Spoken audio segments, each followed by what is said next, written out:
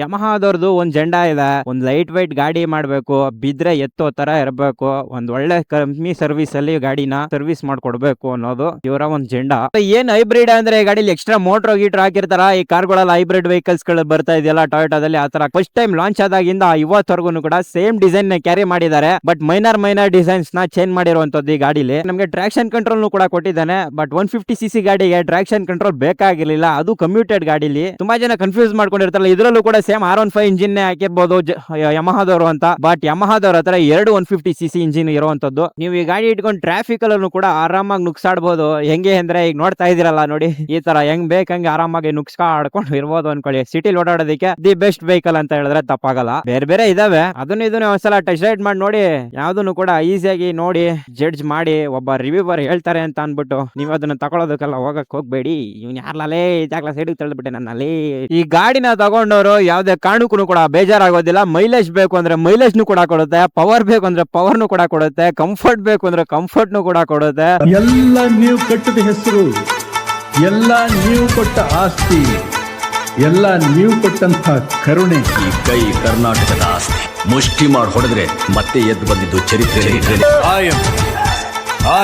ಸಾಂಘ್ಯ ಯಾರಾದ್ರೂ ತಪ್ಪು ಮಾಡಿ ಕಂಡ್ರೆ ಶಿಕ್ಷೆ ಕೊಡಂತ ಗಂಡಸು ಕಣ ನಾನು. ಡೌಟ್ ರಾಜ, ನಾನು ಡೌಟೇ ಕೇಳಿಲ್ಲ ಕಣ. ನಮ್ಮ ಬದುಕಲು ದೀಪಾವಳಿ ಬಂದೇ ಬರುತ್ತೆ. ಪಟಾಕಿ ಯಾವಂದೇ ಆಗಿರ್ಲಿ, ಅಂಟವ್ರು ನಾವಾಗಿರ್ಬೇಕು.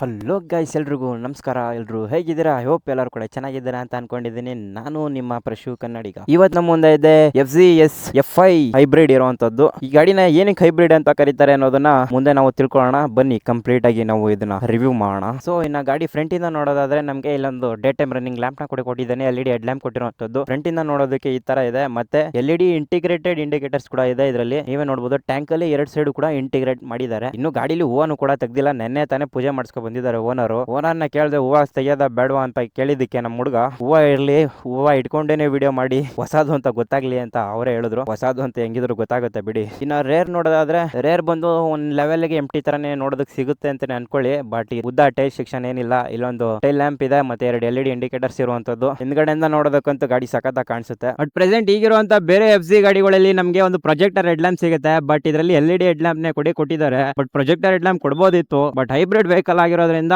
ಯಾಕೋ ಕೊಟ್ಟಿಲ್ಲ ಅಂತ ಅನ್ಸುತ್ತೆ. ಹೈಬ್ರಿಡ್ ಅನ್ನೋದು ಗೊತ್ತಾಗ್ಲಿ ಅನ್ಬಿಟ್ಟೇನೆ. ಇನ್ನ ಗಾಡಿ ಸಸ್ಪೆನ್ಷನ್ ಬಗ್ಗೆ ಹೇಳೋದಾದ್ರೆ ಫ್ರಂಟ್ ನಮಗೆ ಟೆಲಿಸ್ಕೋಪಿಕ್ ಸಸ್ಪೆನ್ಷನ್ ಸಿಗ್ತಾ ಇದೆ. ರೇರ್ ಬಂದು ನಮಗೆ ಮೋನೋಶಾಕ್ ಸಸ್ಪೆನ್ಷನ್ ಸಿಗ್ತಾ ಇದೆ. ಆಕ್ಚುಲಿ ಪ್ರಿಲೋಡ್ ಅಡ್ಜಸ್ಟ್ ಮಾಡಬಹುದು ಈ ಗಾಡಿಲಿ. ಇನ್ನ ಈ ಗಾಡಿಯ ಸಸ್ಪೆನ್ಷನ್ ಬಗ್ಗೆ ಹೇಳೋದಾದ್ರೆ ಸಸ್ಪೆನ್ಷನ್ ಅಂತೂ ಕ್ರೇಜಿ ಆಗಿದೆ ಅಂತ ಅನ್ಕೊಳ್ಳಿ. ನೀವು ಯಾವ ಟೆರೈನ್ ಬೇಕಾದ್ರೆ ಎತ್ಕೊಂಡು ಹೋಗ್ಬೋದು, ಸಖತ್ತಾಗೇನೆ ಇದೆ. ಬಟ್ ಈ ಗಾಡಿನ ಸಿಟಿಲಿ ಮತ್ತೆ ಅವಾಗ ಒಂದ್ ಸ್ವಲ್ಪ ಆಫ್ ರೋಡ್ ಮಾಡೋದಕ್ಕೆ ಚೆನ್ನಾಗಿದೆ. ಬಟ್ ಈ ಗಾಡಿನ ಇಟ್ಕೊಂಡು ಎಷ್ಟು ಜನ ಆಫ್ ರೋಡ್ ಮಾಡ್ತಾರೆ ಅನ್ನೋದು ಗ್ಯಾರಂಟಿ ಇಲ್ಲ. ತುಂಬಾ ಜನ ತಗೊಳ್ಳೋದೇ ಇದೆ ಡೈಲಿ ಕಮ್ಯೂಟ್ಗೋಸ್ಕರ ಅಂತಾನೆ ಈ ಗಾಡಿನ ತಗೊಳ್ಳುವಂತದ್ದು. ಯಾಕಂದ್ರೆ ಒಂದು ಹೈಬ್ರಿಡ್ ಟೆಕ್ನಾಲಜಿ ಕೂಡ ಕೊಟ್ಟಿದ್ದಾನೆ, ಒಂದು ಬೆಟರ್ ಮೈಲೇಜ್ ಕೂಡ ಕೊಡುತ್ತೆ. ಕ್ರೇಜಿ ಅಂತ ಅನ್ಕೊಳ್ಳಿ. ನಾವು ಫ್ರಂಟ್ ಟೈರ್ ನೋಡೋದಾದ್ರೆ ನಮಗೆ 100/80 17 ಇಂಚ್ ವೀಲ್ ನ ಕೊಡ್ತಾ ಇದ್ದಾನೆ.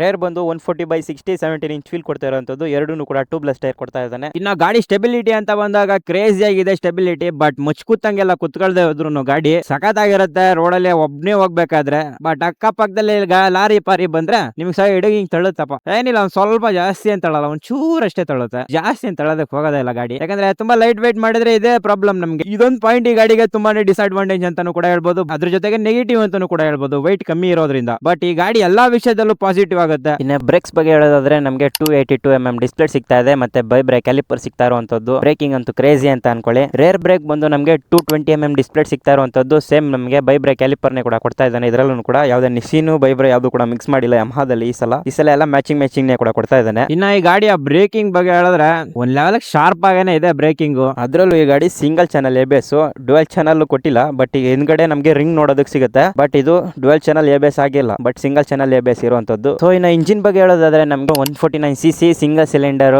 ಏರ್ ಕೂಲ್ಡ್ ಇಂಜಿನ್ ಸಿಗ್ತಾ ಇರುವಂತದ್ದು. 12 bhp 13 Nm ಆಫ್ ಟಾರ್ಕ್ ಸಿಗ್ತಾ ಇದೆ. ಅದ್ರ ಜೊತೆ ನಮಗೆ 5 ಸ್ಪೀಡ್ ಮ್ಯಾನ್ಯುವಲ್ ಗೇರ್ ಬಾಕ್ಸ್ ಸಿಗ್ತಾ ಇರುವಂತದ್ದು.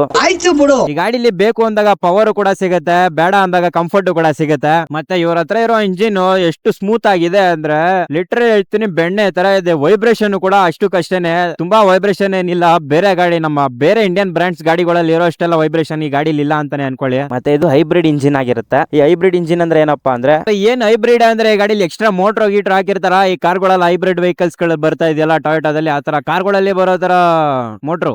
ಈ ಹೈಬ್ರಿಡ್ ಟೆಕ್ನಾಲಜಿ ಗಾಡಿಲಿ ಹೇಗ್ ಹಾಕೋದಕ್ಕೆ ಸಾಧ್ಯ ಅಂತ ತುಂಬಾ ಜನ ಅನ್ಕೊಂಡಿರ್ತಾರ. ಬಟ್ ಹೈಬ್ರಿಡ್ ಟೆಕ್ನಾಲಜಿ ಅಂತ ಅಂದ್ರೆ ಬರೀ ಟೆಕ್ನಾಲಜಿ ಮಾತ್ರ ಹಾಕಿರುವಂತದ್ದು. ಬಟ್ ಹೈಬ್ರಿಡ್ ವೆಹಿಕಲ್ಸ್ ತರ ಅದರಲ್ಲಿ ಎಕ್ಸ್ಟ್ರಾ ಮೋಟರ್ ಗೀಟರ್ ಯಾವ್ದು ಕೂಡ ಬರೋದಿಲ್ಲ. ಈ ಹೈಬ್ರಿಡ್ ಟೆಕ್ನಾಲಜಿ ಗಾಡಿಗೆ ಕೊಟ್ಟಿರೋದಕ್ಕೆ ಏನಪ್ಪಾ ಅಂದ್ರೆ ಬೆಟರ್ ಫ್ಯೂಲ್ ಎಫಿಷಿಯನ್ಸಿನ ಕೊಡುವಂತದ್ದು, ನಿಮ್ಗೆ ಜಾಸ್ತಿ ಮೈಲೇಜ್ ಕೂಡ ಕೊಡುತ್ತೆ, ಮತ್ತೆ ನಿಮ್ಗೆ ಬೇಕಾದಾಗ ಪವರ್ ಕೂಡ ಆರಾಮಾಗಿ ಡೆಲಿವರಿ ಕೂಡ ಮಾಡುತ್ತೆ. ಒಂದು 150cc ಗಾಡಿಲೇ ಹೈಬ್ರಿಡ್ ಬಂದಿದೆ ಅಂದ್ಮೇಲೆ ಯಮಹಾದಲ್ಲಿ ಫ್ಯೂಚರ್ ಅಲ್ಲಿ ಒಂದು ಬಿಗರ್ ಸಿಸಿ ಇಂಜಿನ್ ಗಳಲ್ಲಿ ಕೂಡ ಹೈಬ್ರಿಡ್ ಬರ್ಬೋದು ಅನ್ನೋದನ್ನ ನಾವು ಎಕ್ಸ್ಪೆಕ್ಟ್ ಮಾಡಬಹುದು ಕೂಡ. ಇನ್ನ ಗಾಡಿ ಸೀಟ್ ಹೈಟ್ ಬಗ್ಗೆ ಹೇಳೋದಾದ್ರೆ 790mm ಸೀಟ್ ಹೈಟ್ ಇದೆ. ಸೀಟ್ ಮಾತ್ರ ಸಖತ್ ಕಂಫರ್ಟ್ ಆಗಿದೆ. ರೇರೋಗೆ ಕಂಫರ್ಟ್ ಇದೆ ಇಲ್ವಾ ಗೊತ್ತಿಲ್ಲ, ತುಂಬಾ ಸಣ್ಣನೇ ಇದೆ. ಬಟ್ ರೈಡರ್ ಗಂತೂ ಸಖತ್ ಕಂಫರ್ಟ್ ಆಗಿದೆ. ಜಾಗನು ಕೂಡ ತುಂಬಾ ಜಾಸ್ತಿನೂ ಕೂಡ ಇದೆ. ಗೇರ್ ಶಿಫ್ಟಿಂಗ್ ಅಷ್ಟೇ ಸ್ಮೂತ್ ಆಗಿ ಗೇರ್ಗಳು ಶಿಫ್ಟ್ ಆಗುತ್ತೆ, ಒಂಥರ ಬೆಣ್ಣೆ ತರ ಅಂತಾನೆ ಕೂಡ ಹೇಳ್ಬೋದು. ಈ ಗಾಡಿ ಮಿರರ್ ನೋಡೋದಕ್ಕೆ ಯಾವ್ದೋ ಹುಡುಗಿ ಕಣ್ ತರ ಇದೆ. ಮಿರರ್ ವಿಸಿಬಿಲಿಟಿ ಅಂತ ಅಷ್ಟಕ್ಕಷ್ಟೇನೆ ಅಂತಾನೆ ಅನ್ಕೊಳ್ಳಿ, ಒಂದ್ ಲೆವೆಲ್ ಚೆನ್ನಾಗಿ ಕಾಣಿಸುತ್ತೆ. ಸೊ ಇನ್ನು ಗಾಡಿ ಸ್ಪೀಡೋಮೀಟರ್ ಬಗ್ಗೆ ಹೇಳೋದಾದ್ರೆ ನಮ್ಗೆ ಇಲ್ಲೊಂದು ದೊಡ್ಡದಾಗ ಒಂದು RPM ಬಾರ್ ಇದೆ, ಮತ್ತೆ ಇಲ್ಲಿ ಟೈಮ್ ತೋರಿಸ್ತಾ ಇದೆ, ಮತ್ತೆ ನಾವ್ ಎಷ್ಟು ಸ್ಪೀಡ್ ಹೋಗ್ತಾ ಇದೀರಾ ಅಂತ ತೋರಿಸ್ತಾ ಇದೆ, ಮತ್ತೆ ಇಲ್ಲಿ ನ್ಯೂಟ್ರಲ್ ಗೇರ್ ಇದೆ, ಮತ್ತೆ ಇಲ್ಲಿ ನಮ್ಗೆ ಎಷ್ಟು ಓಡಿದೆ ಗಾಡಿ ಅನ್ನೋದು ತೋರಿಸುತ್ತೆ, ಮತ್ತೆ ಇಲ್ಲಿ ಟ್ರಿಪ್ ಮೀಟರ್ ಇದೆ, ಮತ್ತೆ ಇಲ್ಲಿ ಫ್ಯೂಲ್ ಇಂಡಿಕೇಶನ್ ಕೂಡ ಇಲ್ಲೇ ತೋರಿಸುತ್ತೆ, ಮತ್ತೆ ಟ್ರಾಕ್ಷನ್ ಕಂಟ್ರೋಲ್ ಇದೆ. ಮತ್ತೆ ಈ ಗಾಡಿಲಿ ನಮ್ಗೆ ಬ್ಲೂಟೂತ್ ಕನೆಕ್ಟಿವಿಟಿ, 10x10 ನ್ಯಾವಿಗೇಷನ್, ಕಾಲ್ SMS ಅಲರ್ಟ್ ಎಲ್ಲಾನು ಕೂಡ ಕೊಟ್ಟಿದ್ದಾನೆ. ಅದ್ರ ಜೊತೆಗೆ ನಮಗೆ ಟ್ರಾಕ್ಷನ್ ಕಂಟ್ರೋಲ್ ಕೂಡ ಕೊಟ್ಟಿದ್ದಾನೆ. ಬಟ್ 150cc ಗಾಡಿಗೆ ಟ್ರಾಕ್ಷನ್ ಕಂಟ್ರೋಲ್ ಬೇಕಾಗಿರ್ಲಿಲ್ಲ. ಅದು ಕಮ್ಯೂಟೆಡ್ ಗಾಡಿಲಿ ಒಂದು ಟ್ರಾಕ್ಷನ್ ಕಂಟ್ರೋಲ್ ಕೊಟ್ಟಿದ್ದಾನೆ ಅಂದ್ರೆ ಒಂದು ಯೂಸ್ಲೆಸ್ ತರನೇ ಅಂತಾನೆ ಅನ್ಕೊಳ್ಳಿ. ವರ್ಕ್ ಆಗುತ್ತೆ ಟ್ರಾಕ್ಷನ್ ಕಂಟ್ರೋಲ್ ಈ ಗಾಡಿಲಿ. ಇನ್ನು ಈ ಗಾಡಿಯ ಗ್ರೌಂಡ್ ಕ್ಲಿಯರೆನ್ಸ್ ಬಗ್ಗೆ ಹೇಳೋದಾದ್ರೆ ನಮಗೆ 165mm ಗ್ರೌಂಡ್ ಕ್ಲಿಯರೆನ್ಸ್ ಇದೆ. ನಮ್ಮ ಇಂಡಿಯನ್ ರೋಡ್ಸ್ಗೆ ಬೇಜಾನ್ ಅನ್ಕೊಳ್ಳಿ. ಬೇಜಾನ್ ಏನಿಲ್ಲ, ನಮ್ಮ ಇಂಡಿಯನ್ ರೋಡ್ಸ್ಗೆ ಸ್ಟ್ಯಾಂಡರ್ಡ್ ಅಂತಾನೆ ಅನ್ಕೊಳ್ಳಿ. ನೀವು ಯಾವ್ದೇ ಹಳ್ಳ ಹಂಸು ಬಿಟ್ರು ಏನೂ ಆಗಲ್ಲ. ಬಟ್ ದೊಡ್ಡ ಹಂಸಗಳು ಬೀಳಿಸ್ಬೇಡಿ. ಆಕ್ಚುಲಿ ಹೇಳ್ಬೇಕಂದ್ರೆ ಯಮಹಾದಲ್ಲಿ ನಮಗೆ 2 150cc ಗಾಡಿಗಳು ಸಿಗುತ್ತೆ. ಒಂದು VVA ಟೆಕ್ನಾಲಜಿ ಇರುವಂತದ್ದು, ಅಂದ್ರೆ ನೀವು R15 ಮತ್ತೆ MT ಮತ್ತೆ XSR ಅಲ್ಲಿ ಏನ್ ನೋಡ್ತೀರಾ ಆ ಇಂಜಿನ್ಗಳು. ಮತ್ತೆ ಈ 150cc ಇಂಜಿನ್ಗಳು FZ ಗಾಡಿಗಳಲ್ಲಿ ನಮಗೆ ಜಾಸ್ತಿ ನೋಡೋದಕ್ಕೆ ಸಿಗುತ್ತೆ. ಯಾಕಂದ್ರೆ 2 ಇಂಜಿನ್ ಬರೋದ್ರಿಂದ ಅದು ಬಂದು ನಮಗೆ 155cc ಇಂಜಿನ್ ಆಗಿರುತ್ತೆ. ಇದು 149cc ಇಂಜಿನ್ ಆಗಿರುತ್ತೆ ಈ ಗಾಡಿಯಲ್ಲಿ. ತುಂಬಾ ಜನ ಕನ್ಫ್ಯೂಸ್ ಮಾಡ್ಕೊಂಡಿರ್ತಾರಲ್ಲ, ಇದ್ರಲ್ಲೂ ಕೂಡ ಸೇಮ್ R15 ಇಂಜಿನ್ ಹಾಕಿರ್ಬೋದು ಯಮಹಾದವರು ಅಂತ. ಬಟ್ ಯಮಹಾದವ್ರ ಹತ್ರ 2 150cc ಇಂಜಿನ್ ಇರುವಂತದ್ದು. ಇನ್ನ ಈ ಗಾಡಿಯ ಕರ್ವ್ ವೇಟ್ ಬಗ್ಗೆ ಹೇಳೋದಾದ್ರೆ 139 kgs ಇದೆ. ಒಂದು ಲೈಟ್ ವೇಟ್ ಗಾಡಿ ಅಂತಾನೆ ಕೂಡ ಹೇಳ್ಬೋದು ಈ ಗಾಡಿನ. ಯಾಕಂದ್ರೆ ಹೈಬ್ರಿಡ್ ಟೆಕ್ನಾಲಜಿ ಕೊಟ್ಟುನು ಇದು ಲೈಟ್ ವೇಟ್ ಆಗಿ ಮಾಡಿದ್ದಾರೆ ಅಂದ್ರೆ ಕ್ರೇಜಿ. ಇನ್ನ ಫ್ಯೂಲ್ ಟ್ಯಾಂಕ್ ಕೆಪಾಸಿಟಿ ನೋಡೋದಾದ್ರೆ ತುಂಬಾ ದೊಡ್ಡದು ಅಂತ ಅನ್ಸುತ್ತೆ. ಬಟ್ ಫ್ಯೂಲ್ ಟ್ಯಾಂಕ್ ಕೆಪಾಸಿಟಿನೂ ಕೂಡ ತುಂಬಾನೇ ದೊಡ್ಡದು. ಯಾಕಂದ್ರೆ 13 ಲೀಟರ್ ಫ್ಯೂಲ್ ಟ್ಯಾಂಕ್ ಕೆಪಾಸಿಟಿ ಇದೆ. ಅಂಡ್ ಅವರೇಜ್ ನಮಗೆ 50 ಕೊಡುತ್ತೆ ಅಂತ ಅಂದ್ರೂ ಆಕ್ಚುಲಿ ಕಂಪನಿಯವರು ನಮಗೆ ಕ್ಲೈಮ್ ಮಾಡುವಂತದ್ದು 46ರಿಂದ ಹಿಡಿದು 60ವರೆಗೂ ಕೂಡ ಕೊಡುತ್ತೆ. ಯಾಕಂದ್ರೆ ಹೈಬ್ರಿಡ್ ಟೆಕ್ನಾಲಜಿ ಇರೋದ್ರಿಂದ ನಾವು 50 ಅಂತಾನೆ ಕೂಡ ಇಟ್ಕೊಂಡ್ರೆ ಒಂದು ಫುಲ್ ಟ್ಯಾಂಕ್ ಅಲ್ಲಿ ನಾವು 650 ಕಿಲೋಮೀಟರ್ ಆರಾಮಾಗಿ ಹೋಗಿದ್ ಬರ್ಬೋದು ಒಂದು ಫುಲ್ ಟ್ಯಾಂಕ್ ಅಲ್ಲಿ. ಈ ಗಾಡಿ ಫಸ್ಟ್ ಲಾಂಚ್ ಆದಾಗ್ಲಿಂದ ಇವತ್ತವರೆಗೂ ಸೇಮ್ ಡಿಸೈನ್ ಇದೆ. ಬಟ್ ಒಂದೊಂದು ಸಣ್ಣ ಪುಟ್ಟ ಅಷ್ಟೇ ಡಿಸೈನ್ ನ ಚೇಂಜ್ ಮಾಡಿರುವಂತದ್ದು. ಒಂದು ಹೆಡ್ ಲ್ಯಾಂಪ್ ಡಿಸೈನ್ ಚೇಂಜ್ ಮಾಡಿದ್ದಾರೆ, ಒಂದು ಟ್ಯಾಂಕ್ ಡಿಸೈನ್ ಚೇಂಜ್ ಮಾಡಿದ್ದಾರೆ. ಅಷ್ಟು ಬಿಟ್ರೆ ಗಾಡಿಲಿ ಬೇರೆ ಏನು ಡಿಸೈನ್ ನ ಚೇಂಜ್ ಮಾಡಿಲ್ಲ. ಆಸ್ ಇಟ್ ಈಸ್ ಹೇಗಿದೆ ಫಸ್ಟ್ ಟೈಮ್ ಲಾಂಚ್ ಆದಾಗಿಂದ ಇವತ್ತವರೆಗೂ ಕೂಡ ಸೇಮ್ ಡಿಸೈನ್ ನ ಕ್ಯಾರಿ ಮಾಡಿದ್ದಾರೆ. ಬಟ್ ಮೈನರ್ ಡಿಸೈನ್ಸ್ ನ ಚೇಂಜ್ ಮಾಡಿರುವಂತದ್ದು ಈ ಗಾಡಿಲಿ. ನಾನು ಹೇಳ್ದೆ ಅಲ್ಲ, ಒಂದ್ ಲೆವೆಲ್ ಲೌಡ್ ಆಗಿ ಇದೆ. ಬಟ್ ಸಿಂಗಲ್ ಆರನ್ ಕೊಟ್ಟಿದ್ದಾನೆ ಅಷ್ಟೇ ಈ ಗಾಡಿಲಿ. ಇನ್ನು ಇವರ ಸರ್ವಿಸ್ ಕಾಸ್ಟ್ ಬಗ್ಗೆ ಹೇಳೋದಾದ್ರೆ ನಿಮ್ಗೆ ಆರಾಮಾಗಿ 1ರಿಂದ 1.5 ಸಾವಿರದಲ್ಲಿ ಆರಾಮಾಗಿ ಸರ್ವಿಸ್ ಆಗ್ಬಿಡುತ್ತೆ ಅಂತಾನೆ ಅನ್ಕೊಂಡ್ಬಿಡಿ. ಯಾಕಂದ್ರೆ ಒಂದು 150cc ಗಾಡಿಲಿ ಕಮ್ಮಿ ಪ್ರೈಸ್ ಅಲ್ಲಿ ನಿಮ್ಗೆ ಸರ್ವಿಸ್ ಮಾಡ್ಕೊಡ್ತಾ ಇದಾರೆ ಅಂದ್ರೆ ಒಂದ್ ಲೆವೆಲ್ ಮೆಚ್ಚಬೇಕಾಗಿದ್ದೇನೆ ಯಮಹಾದವ್ರನ್ನ ನಾವು. ಸೊ ಇನ್ನ ಗಾಡಿ ಎಕ್ಸಾಸ್ಟ್ ನೋಟ್ ಕೇಳಿಸ್ಕೊಂಡಿಲ್ಲ ಅಲ್ವಾ?